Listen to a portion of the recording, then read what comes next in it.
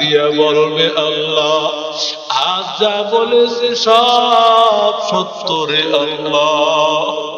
এই বান্দা শুধু হাত দিয়া অন্যায় করে নাই, এই বান্দা পা দিয়া অন্যায় করেছে। ও আল্লাহ ওর মতো নাফরমান আর কেউ নাই। ও আল্লাহর বান্দা, ও নবীর আশিক উম্মতের দাও, মানুষের এই শরীরের চামড়াটা পর্যন্ত সাক্ষী দিবে।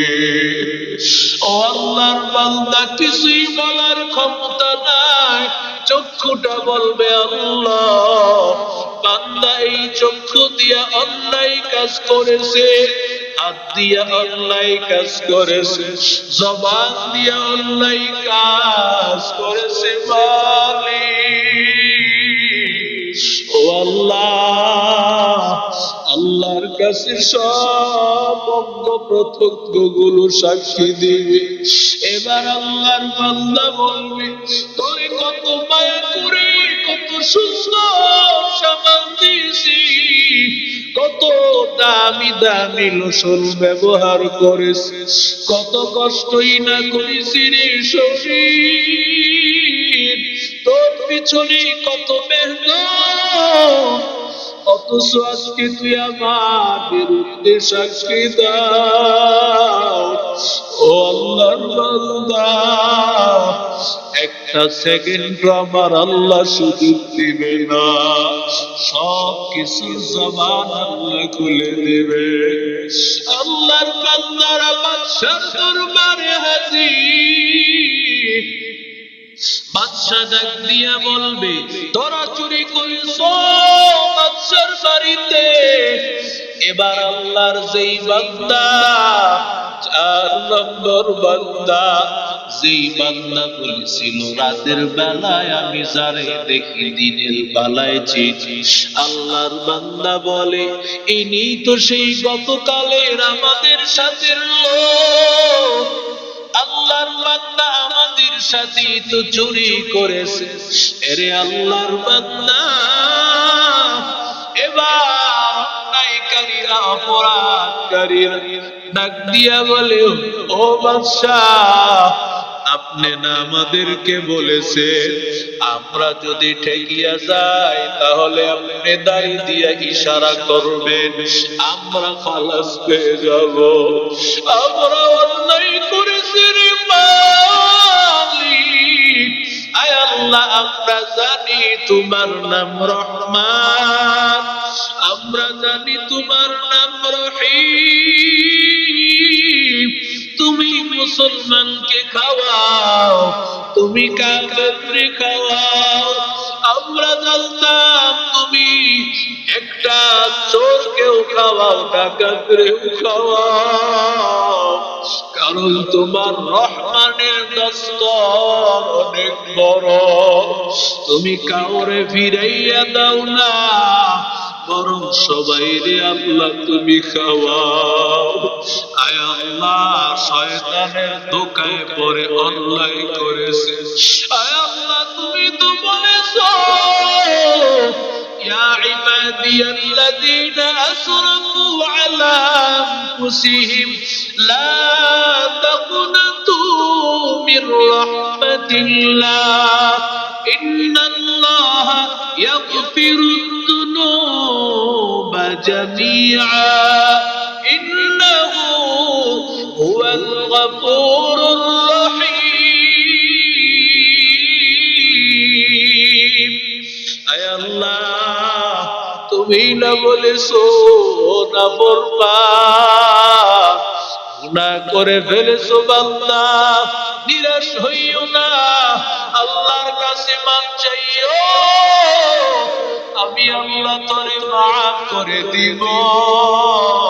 তোর যত অন্যায় হোক না কেন আমি আল্লাহ তোরে ফিরাইয়া দিব না। ওরে আল্লাহর বান্দা, এই রমজান আমার শিক্ষা দেয় সব সময় আল্লাহ আমার দিকে তাকাইয়া আছে।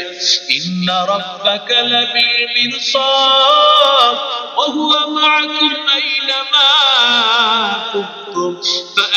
আইনামা তুওয়াল্লু ফাসাম্মা ওয়াজহুল্লাহ, আমার আল্লাহ সব জায়গায় আমার দিকে তাকাইয়া আছে, আমার দিকে আমার আল্লাহর নজর সব সময় আমার দিকে আল্লাহ তাকাইয়া আছে। ওরে বান্দা, এই ভয় আর এই তাকওয়া যদি অন্তরে হয়, ওরে আল্লাহর বান্দা, আমার জান্নাতের রাস্তাটা খুলিয়া যাবে, আমি আমার মালিককে পাইব। আল্লাহ বলেন লাআল্লাকুম তাত্তাকুন, বান্দা রোজা দিয়েছি তোমারে মুত্তাকি মানি বন্ধু বানায় দিব, কারণ আমি আল্লাহর বন্ধু হলো মুত্তাকি বান্দা, তাকওয়াওয়ালা বান্দা। সেই বান্দা আমি আল্লাহকে করে ভয়। আল্লাহর বান্দারা, ও তালিবুল ইলম ভাইরা, ও সাদা দাড়িওয়ালা আল্লাহর বান্দারা, দুনিয়া কয়দিনের জন্য জিন্দেগিটা সুন্দর বানায় কবরে যাইতে হবে। আমলকে সুন্দর বানানো লাগবে, আমলের মধ্যে শিরিক থাকা যাবে না, আমলের মধ্যে কোনো অহংকার থাকা যাবে না। আমলটাকে সুন্দর বানাইয়া কবরের পথে রওনা করতে হবে। আল্লাহ যেন সব আমলগুলো সুন্দর বানাইয়া অন্ধকার কবরের পথিক আল্লাহ বানায় দেন, আমিন। আলহামদুলিল্লাহি রাব্বিল আলামিন। এই কয়েক টাকার জন্য আমানতকে সে ধ্বংস করে দেবে, যেটা যুগে যুগে হচ্ছে। মনে হয় আল্লাহ এই পর্যায়ে হয়তো হেফাজত করতে পারে, হয়তো বা আল্লাহ আমাদেরকে হেফাজত করতে পারেন, অন্তত টাকা দিয়ে ভুল কিনাটা হয়তো আল্লাহ মাফ করেন। মানে এত বছর তো আর ভুল দেয় না মানুষ। এই যে সামান্য কয়েক টাকার বিনিময় সে আখিরাতকে বিক্রি করে দিল, একমাত্র আল্লাহর ভয় না থাকার কারণে, মালিকের ভয় না থাকার কারণে সে দুনিয়ার কয়েক টাকার বিনিময়ে আখিরাতকে সে বিক্রি করে দিল। আখিরাতকে সে বিক্রি করে দিল, তার কাছে আখিরাতের দাম নাই, তার কাছে দুনিয়ার দাম। যারা সুদে টাকা লাগায় এই সামান্য কয়েক টাকা পাবে, এই জন্য সে দিনকে বিক্রি করে দিল। সে চিন্তা করতেছে 1 লক্ষ টাকার বিনিময়ে আমি 3-4 হাজার 5,000 টাকা পাবো,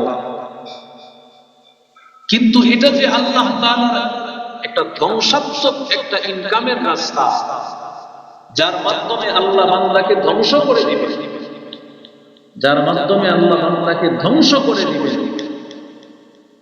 এমন একটা ইনকামের রাস্তা হলো এই সুদের রাস্তা, ঘুষের রাস্তা। আল্লাহ বলেন ইয়ামহাকুল্লাহু রিবা ওয়া ইউরবিস সাদাকাত। সুদ মানুষকে ধ্বংস করে দেয়, সুদ মানুষকে শেষ করে দেয়। কিন্তু আমি মনে করতেছি 1 লক্ষ টাকায় যদি 2-4-5 হাজার টাকা পাওয়া যায়, তো দুনিয়ার ইনকাম হলো, আমার চলতে সহজ হলো। কিন্তু এই দুনিয়ার সামান্য কয়েক টাকার বিনিময়ে আমি আখিরাতকে বিক্রি করে দিলাম, আখিরাতকে বিক্রি করে দিলাম, কারণ এটা আমার জন্য হালাল না।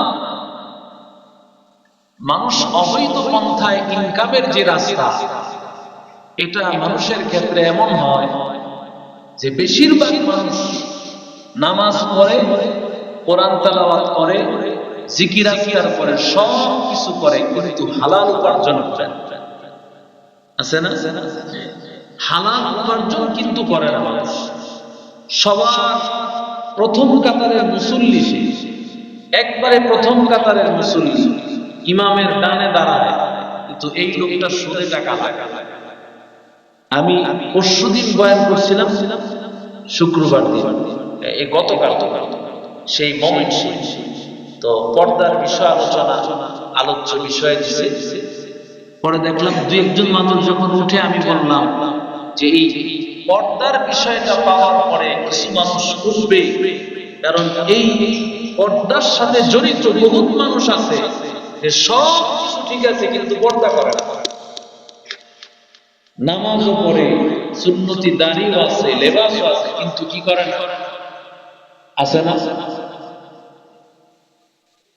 সবার প্রথম কাতারের মুসল্লি, সভাপতি সাহেব, সেক্রেটারি সাহেব, কিন্তু এই লোকটা জুমার নামাজ পড়েই দেখা যায় নিজের স্ত্রীকে নিয়ে, নিজের একটা মেয়েকে নিয়ে আসে বেপরদায় যাচ্ছে।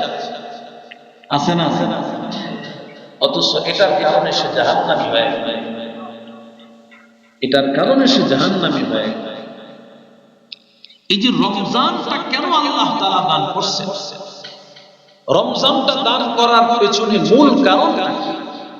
আল্লাহ তাআলা কোরআনে বলেন, ইয়া আইয়ুহাল্লাযীনা আমানু কুতিবা আলাইকুমুস সিয়াম কামা কুতিবা আলাল্লাযীনা মিন ক্বাবলিকুম লাআল্লাকুম তাত্তাকুন।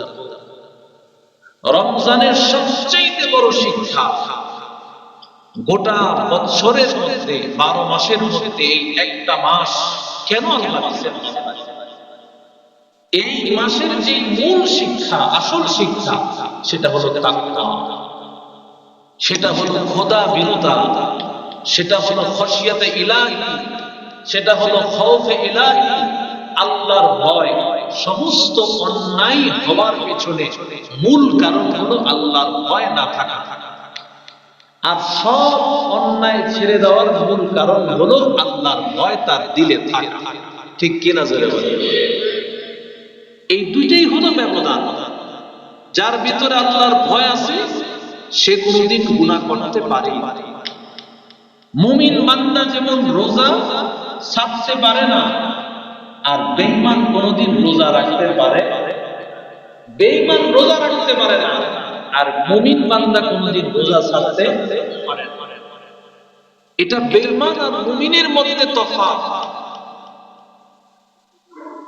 দেখেন কত বড় শিক্ষা, রমজানের তাকওয়ার শিক্ষাটা কত বড় শিক্ষা, যেটা অন্য কোনো আমলের দ্বারা আপনাদের জানা আছে কিনা, কিন্তু আমার মতে আর কোন শিক্ষা মনে হয় না।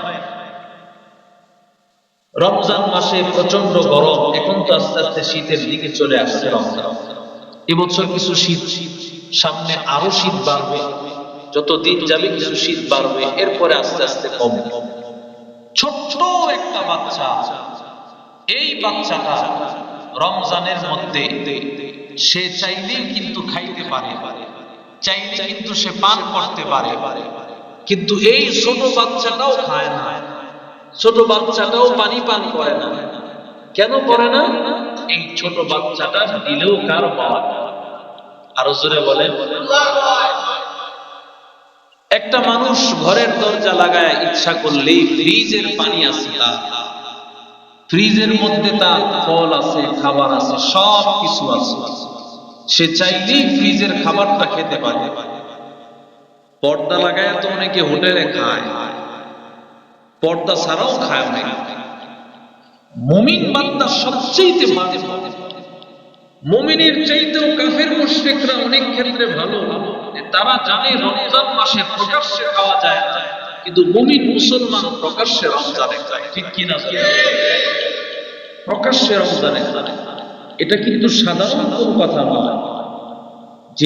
যেই রমজান আল্লাহ নিজেই দান করেছেন, রমজানটা আল্লাহ নিজেই দান করেছেন, যেখানে ছোট্ট একটা বাচ্চাও পর্যন্ত রোজার প্র্যাকটিস করে, রোজা রাখতেছে, এই বাচ্চাটা পর্যন্ত সে পানি পান করে না, খাবার খায় না।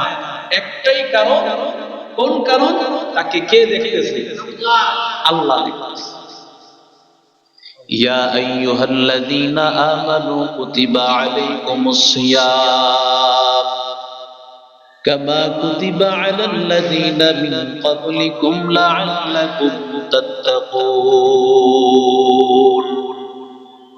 সুলতান মাহমুদ গজনবী, যিনি বড় একজন বাদশা ছিলেন, বুজুর্গ ছিলেন, আলেম ছিলেন। এখনকার মানুষ মনে করে যে আলেম আবার রাজনীতি করবে কেন? রাসূল করেছেন, নবীর আগে মুসা, ইউসুফ নবী করেছেন, সুলাইমান নবী করেছেন, দাউদ নবী করেছেন। কি তারা কি বাদশা ছিলেন? কথা কয় না। সাহাবাই কারামের মধ্যে হযরত আবু বকর, হযরত ওমর, হযরত উসমান, হযরত আলী, বাদশাহ হারুনুর রশিদ, এমন বড় বড় বাদশা যারা শুধুমাত্রই বাদশা ছিলেন না, যুগ শ্রেষ্ঠ বুজুর্গ, যুগ শ্রেষ্ঠ আলেম ছিলেন। সুবহানাল্লাহ।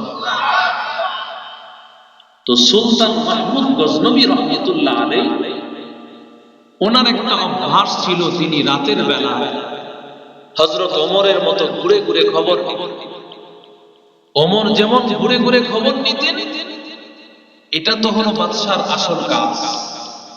আল্লাহ যদি কবুল করে, আলেমরা যদি ক্ষমতায় আসে, ইনশাআল্লাহ আমি বুকে হাত রেখে কথা বলতে পারি, আমার বিশ্বাস আছে সবাই তো আর এক না, কারণ যেহেতু কোরআন বলছে ইন্নামা ইয়াখশাল্লাহু মিন ইবাদিহিল উলামা, আলেমরা প্রকৃতপক্ষে আল্লাহকে ভয় করে।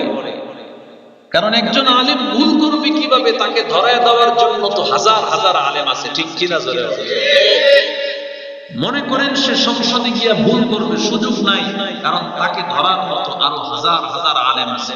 ইনশাআল্লাহ আমি বিশ্বাস রাখি, আলেমরা যদি মসনদে বসে, মানুষ তার ন্যায্য অধিকার আবার ফিরে পাবে, ইনশাআল্লাহ আবার ফিরে পাবে।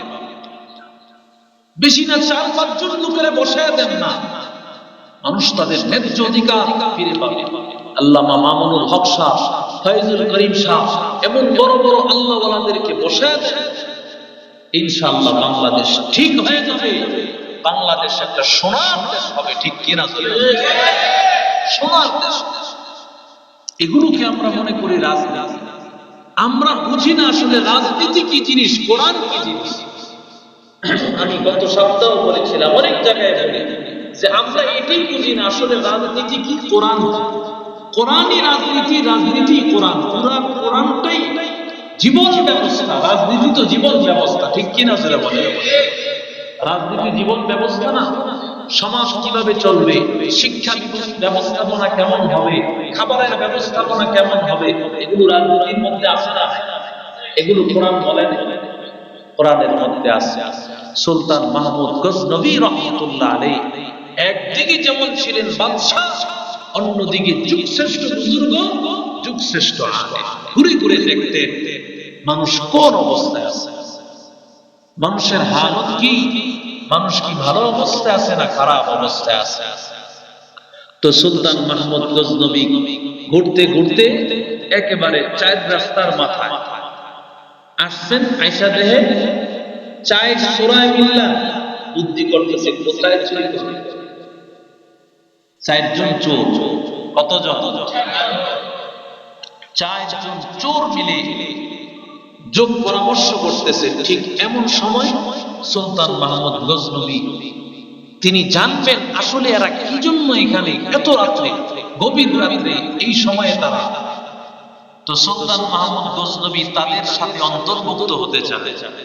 তো এরাও চিন্তা করতেছে যদি এরে না নিই তো সন্দেহ করবে, আবার নিলেও আবার এক বিপদ। তো জিজ্ঞাসা করতেছে আমরা তো চুরি করবো, তুমিও কি চুরি করবো? আমিও চোর তোমাদের মতো, আমিও তোমাদের মতো চোর। চোরে যখন চুরি কইরা ওযু করে, হাত পাও ধৌত করে, সে মনে করে চোর আমি একলা না, আরো চোর আছে। আর যেই লোক তাহাজ্জুদ করার জন্য ওযু করতেছে, সে মনে করে তাহাজ্জুদ গুজার আমি একা না, আরো তাহাজ্জুদ গুজার আছে। সুবহানাল্লাহ। মানুষ যেমন অন্যকে সে তেমনই ভাবে। আপনি ভালো হইলে আপনি মানুষকে ভালোই ভাববেন, এক্ষেত্রে মানুষ অনেকে আপনাকে ধোঁকা দেবে। আর আপনি খারাপ হইলে আপনি ভালো মানুষটাও খারাপ মনে করবেন। আপনি মনে করবেন ভালো মানুষ বুঝি নাই, না আছে মানুষ ভালো আছে। আপনি খারাপ থেকে আপনি সবাই খারাপ দেখেন। চশমা লাগাইছেন লাল, এখন খাবারও দেখেন লাল, মসজিদও লাল, মাদ্রাসাও লাল, রাস্তাও লাল, কাপড়ও লাল, ঠিক কিনা? সবই লাল। সুলতান মাহমুদ গজনবী রহমাতুল্লাহ আলাইহি তো এদের মধ্যে তিনি অন্তর্ভুক্ত হয়ে গেলেন। তো বলতেছে চুরি করব, চোরের তো গুণ লাগবে, গুণ ছাড়া এই কাজ চলবে না। কার কি গুণ আছে বলো? একজন বলতেছে আমার গুণ হলো আমি কুকুরের ভাষা বুঝতে পারি, কুকুর যেই ভাষায় কথা বলতেছে আমি সেই ভাষা বুঝতে পারি। তো বলে ঠিক আছে, তোমাকে তো দরকার। কুকুর ঘেউ ঘেউ করে কি বলতে চায়, যে মালিক জাগ্রত আছে কি নাই, মালিক কি জেনে ফেললো কিনা, এ বিষয়গুলো আমাদের জানা দরকার আছে। কুকুর অনেক প্রশিক্ষিত থাকে, কুকুর দিয়ে অনেক অনেক অপরাধীকে ধরা হয় শুধু কুকুর দিয়া। তো ঠিক আছে, তোমার এই গুণ, তোমাকে আমাদের দরকার। আরেকজনকে নিছে, তোমার কি গুণ? বলে আমার গুণ হলো আমি দরজায় স্পর্শ করার সাথে সাথে আমার এমন কিছু জানা আছে, ওই দরজাটা বন্ধ দরজা আমি হাতের স্পর্শ দ্বারা খুলে ফেলতে পারি। তোমারও তো দরকার, কারণ তালাবদ্ধ ঘর খুলবে কে, দরজা খুলবে কে? তোমারও দরকার আমাদের। 3 নম্বর, তোমার কি গুণ? বলে আমার গুণ হলো রাতের আধারে কোন জায়গায় কি আছে সব আমি বলতে পারি। সুবহানাল্লাহ। যেমন লাইলি মজনু বলতে পারতো যেই মাটির মধ্যে লাইলি হেঁটে গেছে, বুঝতে পারতো এই মাটির মধ্যে লাইলি আছে। আল্লাহ তাআলা কুদরতি এক মহব্বত আর ভালোবাসা দান করেছেন, যেই ভালোবাসা দিয়ে আল্লাহকে চেনা যায়, যেই ভালোবাসা দিয়ে রবের পরিচয় পাওয়া যায়। 4 নম্বর, তোমার কি গুণ? বলে আমার গুণ হলো রাতে যাকে দেখি দিনে তাকে চিনি। রাতে যারে দেখি দিনে তাকে চিনি, এটা আমার গুণ। এবার 5 নম্বরে বাদশার পালা। এই তোমার কি গুণ আছে কও? নতুন সূরা অন্তর্ভুক্ত হয়েছে, এর গুণ লাগবে। বাদশাহ পড়ছে বিপদে, আমি তো আর চোর নাকি কবি। তো বাদশাহ বলে আমার গুণ হলো তোমরা যদি কোনো সময় বিপদে পড়ে যাও, কোনো জায়গায় আটকে যাও, আমি দাড়ি দিয়া ইশারা করতে দেরি, তোমাদের মাফ হতে দেরি হবে। আরো জোরে বলে আল্লাহ যে দেখেন, এটা বাস্তব ঘটনা, ভালো করে বুঝে। এবার সিদ্ধান্ত নিছে কোথায় চুরি করবে। তারা সব সলা পরামর্শ করে সিদ্ধান্ত নিছে আজকে চুরি করবে বাদশার বাড়ি, সুলতান মাহমুদ গজনবীর বাড়ি। তো সুলতান মাহমুদ গজনবীর বাড়িতে যখন ঢুকছে, কুকুর তো ঘেউ ঘেউ করা শুরু করছে। তো বাকি 3 জনে জিজ্ঞাসা করতেছে, বাচ্চা তো জিজ্ঞাসা কি করবে? তো কিরে কুকুর কি কয়? সব সময় তো বুঝি, আজকাল কিছুই বুঝতেছি। কারণ তো কুকুর কয় চিন্তা নাই, তুমি লগে বাদশা আছে। সুবহানাল্লাহ। আমি যে অপরাধ করি আমার সাথে কে আছে? আরো জোরে বলেন। তো কুকুর এই কথা বলতেছে যে তোমাদের চিন্তা নাই, তোমাদের সাথে বাদশা আছে। তো যাই কিছুই বুঝতেছে না মর্ম, কারণ সব তো চোরার দল, বাদশা বানাই আসলো কোথা থেকে, কিছুই বুঝতেছে না। মারি মতি কথা। এবার দ্বিতীয় জন হাতের স্পর্শ দিয়া দরজা খুলে ফেলেছে। বাদশা সাথে আছে না? এই যে চোরারা ডাকাতি করতেছে সবাই দেখতেছেন কে? বাদশার সাথেই আছে, বাদশা একসাথেই আছে, একসাথেই বাদশা আছে। বাদশার বাহিরে না, বাদশাকে নিয়েই করতেছে সবকিছু। বাদশা দেখতেছেন কিন্তু ধরে না, কারণ কি? পরীক্ষা তো, পরীক্ষার জায়গা না। আমাদের সাথে এক সময় পরীক্ষা দিয়েছে এক ছাত্র, ইতিহাসের পরীক্ষার দিন সে খালেদা জিয়ার ব্যাপারে ইতিহাসের খাতায় লেখছে। তো হুজুর ওরে ধরছে, এই তুই কি লিখতেছিস? পরে দেয় বিশাল খাতা লিখে লাইছে, 2-4-5 পৃষ্ঠা লিখে লাইছে খালেদা জিয়ার ব্যাপারে কিছু লেখছে, পৃষ্ঠা এই করতেছে, ইতিহাস লিখতেছে। তো দুনিয়া পরীক্ষার হল, কাউকে বাধা দেয় না, যে যা লেখো। 3 নম্বর ব্যক্তি কোথায় কি স্বর্ণ গহনা রাতের আধারে সব কিছু সে তালাশ করে করে নিয়ে নিয়ে। এবার এই 3 চোরারা চুরি করে 5 জন মিলা চুরি করা ভাগ ভাগ কইরা সবাই যার যার মতো করে নিয়ে গেছে, বাড়িতে চলে গেছে। এই সব কিছু দেখছেন বাদশাহ। জোরে বলেন কে?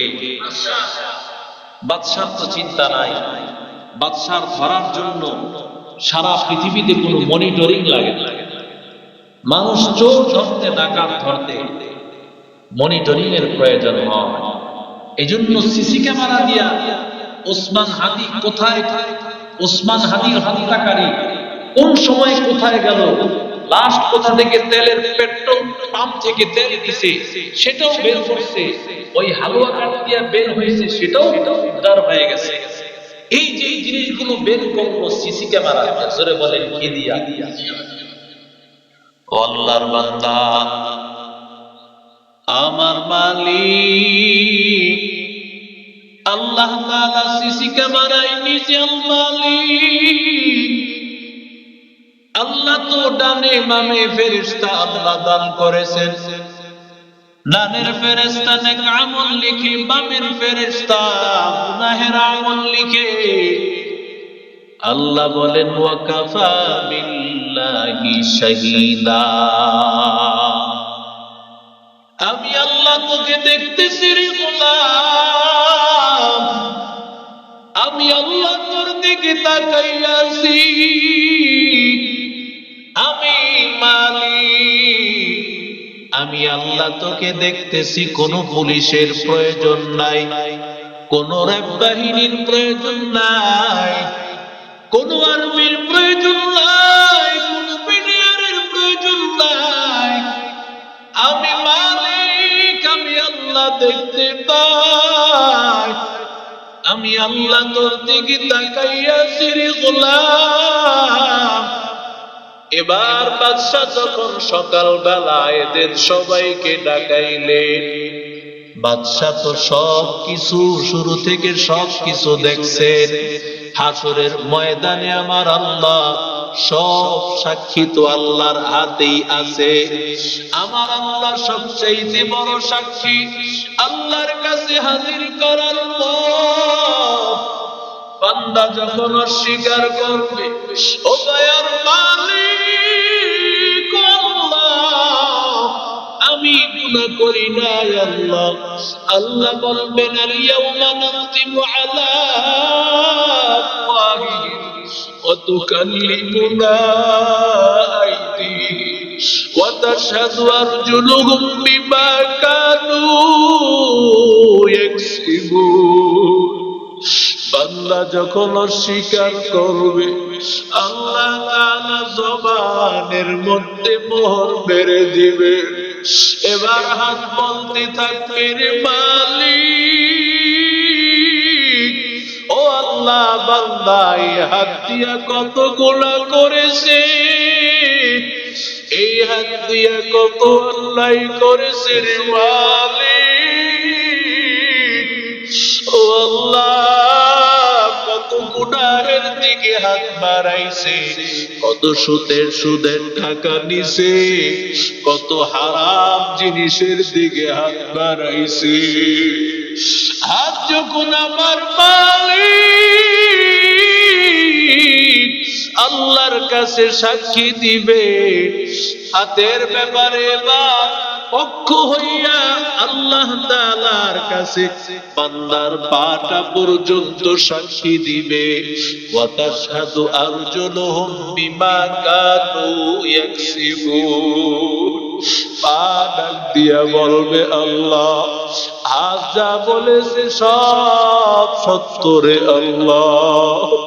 এই বান্দা শুধু হাত দিয়ে অন্যায় করে নাই, এই বান্দা পা দিয়া অন্যায় করেছে। ও আল্লাহ, ওর মতো নাফরমান আর কেউ নাই। ও আল্লাহর বান্দা, নবীর আশিক উম্মতের দাম মানুষের এই শরীরের চামড়াটা পর্যন্ত সাক্ষী দিবে। ও আল্লাহর বান্দা, কিছুই বলার ক্ষমতা নাই, চক্ষুটা বলবে আল্লাহ, বান্দা এই চক্ষু দিয়া অন্যায় কাজ করেছে, হাত দিয়া অন্যায় কাজ করেছে, জবান দিয়া অন্যায় কাজ করেছে মালিক। ও আল্লাহ, আল্লাহর কাছে সব অঙ্গ প্রত্যঙ্গ গুলো সাক্ষী দিবে। এবার আল্লাহর বান্দা বলবে, তোরে কত মায়া করে কত সুন্দর সামান দিয়েছি, কত দামি দামি লোশন ব্যবহার করেছিস, কত কষ্টই না করেছি রে শরীর, তোর পিছনে কত মেহনত, অথচ আজকে তুই আমার বিরুদ্ধে সাক্ষী দাও। ও আল্লাহর বান্দা, একটা সেকেন্ড আমার আল্লাহ সুযোগ দিবে না, সব কিছুর জবান আল্লাহ খুলে দিবে। আল্লাহর বান্দারা বাদশার দরবারে হাজির। বাদশা ডাক দিয়া বলবে, তোরা চুরি করেছ বাদশার বাড়িতে।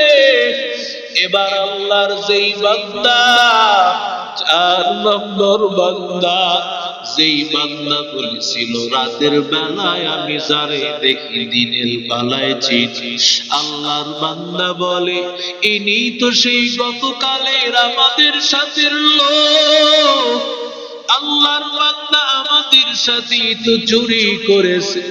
আরে আল্লাহর বান্দা, এবার অন্যায়কারীরা অপরাধকারীরা ডাক দিয়া বলে, ও বাদশাহ, আপনি না আমাদেরকে বলেছে আমরা যদি ঠেকিয়া যাই তাহলে আপনি দাড়ি দিয়া ইশারা করবেন, আমরা খালাস পেয়ে যাব। আমরা অন্যায় করেছি রে মালিক। আয় আল্লাহ, আমরা জানি তোমার নাম রহমান, আমরা জানি তোমার নাম রহিম। তুমি মুসলমানকে খাওয়াও, তুমি কাফেরকে খাওয়াও। আমরা জানতাম তুমি একটা চোরকেও খাওয়াও, ডাকাতকেও খাওয়াও, কারণ তোমার রহমানের দস্তর অনেক বড়। তুমি কাউরে ফিরাইয়া দাও না, বরং সবাই রে আল্লাহ তুমি খাওয়াও। আয় আল্লাহ, শয়তানের ধোঁকায় পড়ে অন্যায় করেছে। আয় আল্লাহ, তুমি তো বলেছো, ইয়া ইবাদিয়াল্লাযীনা আসরাফু আলা আনফুসিহিম লা তাকনাতু মির রাহমাতিল্লাহ, ইন্নাল্লাহা ইয়াগফিরুদ যুনুবা জামিআ, ইন্নাহু হুয়াল গফুরুর রহিম। আয় আল্লাহ, তুমি না বলেছো না বললাম, গুনাহ করে ফেলেছো বান্দা, নিরাশ হইও না, আল্লাহর কাছে মাপ চাইও, আমি আল্লাহ তোরে মাফ করে দিব। তোর যত অন্যায় হোক না কেন, আমি আল্লাহ তোরে ফিরাইয়া দিব না। ওরে আল্লাহর বান্দা, এই রমজান আমার শিক্ষা দেয়, সব সময় আল্লাহ আমার দিকে তাকাইয়া আছে। ইন্না রাব্বাকা লাবিল মিরসাদ ওয়া হুয়া মা'আকুম আইনামা কুনতুম ফাআইনামা তুওয়াল্লু ফাসাম্মা ওয়াজহুল্লাহ। আমার আল্লাহ সব জায়গায় আমার দিকে তাকাইয়া আছে, আমার দিকে আমার আল্লাহর নজর সব সময় আমার দিকে আল্লাহ তাকাইয়া আছে। ওরে বান্দা, এই ভয় আর এই তাকওয়া যদি অন্তরে হয়, ওরে আল্লাহর বান্দা, আমার জান্নাতের রাস্তাটা খুলিয়া যাবে, আমি আমার মালিককে পাইব। আল্লাহ বলেন, লাআল্লাকুম তাত্তাকুন, বান্দা রোজা দিয়েছি তোমারে মুত্তাকি মানি বন্ধু বানায় দিব, কারণ আমি আল্লাহর বন্ধু হলো মুত্তাকি বান্দা, তাকওয়াওয়ালা বান্দা। সেই বান্দা আমি আল্লাহকে করে ভয়। আল্লাহর বান্দারা, ও তালিবুল ইলম ভাইরা, ও সাদা দাড়িওয়ালা আল্লাহর বান্দারা, কয়েকদিনের জন্য জিন্দেগিটা সুন্দর বানায় কবরে যাইতে হবে। আমলকে সুন্দর বানানো লাগবে। আমলের মধ্যে শিরিক থাকা যাবে না, আমলের মধ্যে কোনো অহংকার থাকা যাবে না। আমলটাকে সুন্দর বানাইয়া কবরের পথে রওনা করতে হবে। আল্লাহ যেন সব আমলগুলো সুন্দর বানাইয়া অন্ধকার কবরের পথিক আল্লাহ বানায় দেন। আমিন। আলহামদুলিল্লাহি রাব্বিল